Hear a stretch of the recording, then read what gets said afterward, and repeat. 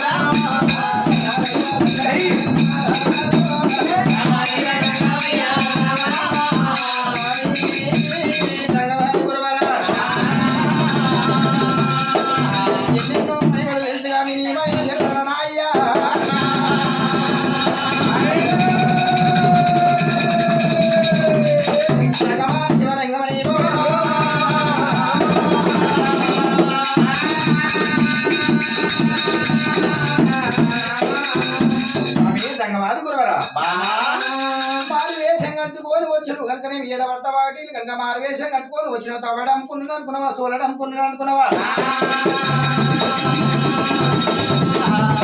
పర్వతమ్మ మారువేషం కట్టుకొని వస్తే కనుక నన్ను గుర్తుపట్టవా అనుకున్నా కనుక గుర్తుపట్టు పట్టిన కనుక రెండు పాదాలు కనుక అందెల పాదం ఏనాడు గుర్తుపట్టినవమ్మా పర్వతమ్మ మించినానే రామరామ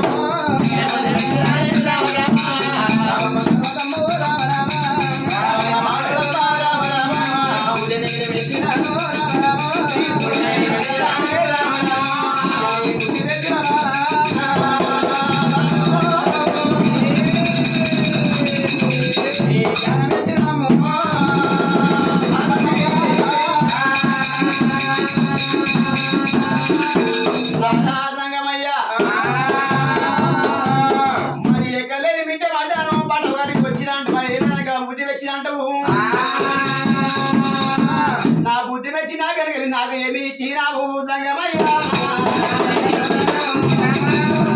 నాకేమి చీరావు సంగమయ్యా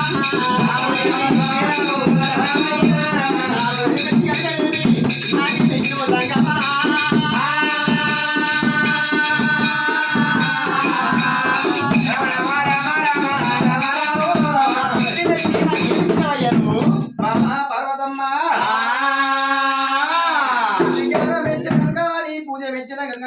మెచ్చినట్టు మెచ్చిన నాదా ప్రాణేశ్వర అంటున్నావు పర్వతమ్మ కావన్నా ఎండి కావన్నా బంగారం కావన్నా సువర్ణ దారం కావన్నా ఏది అడిగినా అది లేదనుకుంటా కోరి లేదనుకుని ఇస్తానని శంకరుడు అన్నాడు లేదు కనుక సైవం వచ్చినప్పుడు సంధ్యవర వాళ్ళన్నది పార్వతమ్మ మన పార్వతమ్మ ఏమంటుంది స్వామి తంగమాది గురువరా లింగమా ఆచారవంతుడా మెరుడు బతుకమా మేని బంగారమా పాపన్న సురుడా నా పద్మరాగమా ప్రాణేశ్వర 100 మంది ఆడపిల్లలు కావాలి 100 మంది మగ పిల్లలు కావాలన్నది బాబా పార్వతమ్మ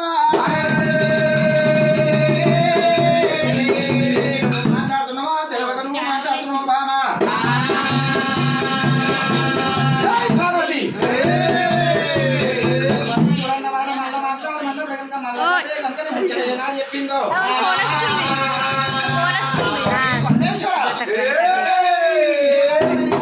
నువ్వు విన్నది నిజమే ఉన్నదయ్యా కొడుకులు కావాలి 100 మంది ఆడపిల్లలు కావాలి ఒక మాట అడుగుయ్యేవోనని మాట లేనాడు అంటున్నదో పర్వతమ్మ ప్రకారంగా సంతాన బలమైనాడు ఓడిగాడుతున్నా గాని నన్ను వచ్చిన బామా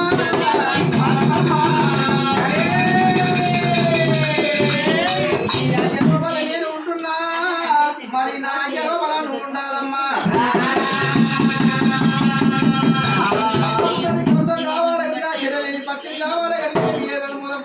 వస్తువులు తెచ్చినట్టు ఉంటే కనుక గంగ పూజ కట్టాలి, లింగ పూజ కట్టాలి,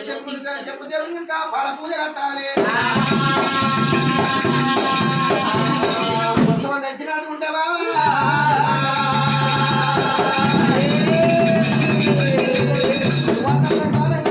సంతాన పరమైనాడు ఒడి కట్టాలన్నాడు దంగమయ్యా. బంగారు చిన్న బిడ్డ తీసుకొని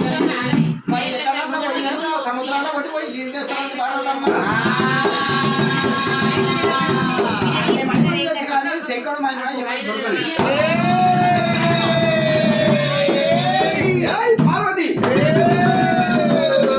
ఎంత దూరం పోయినా నీ ఏం పట్టే ఉంటున్నా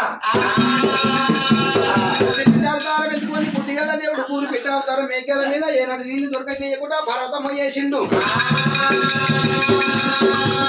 ఏమయ్యా పర్వతమ్మ చేసినప్పుడు కనుక అమ్మవారు పర్వతమ్మ కనుకనేమి పల్లెలుగా చేసిండు దంగమయ్యా. మరి అరికాలికి ఇరిగిన ముళ్ళు కనుక గోడ వీక్తున్నది. గోడ వీకిన ముళ్ళు కనుకనేమి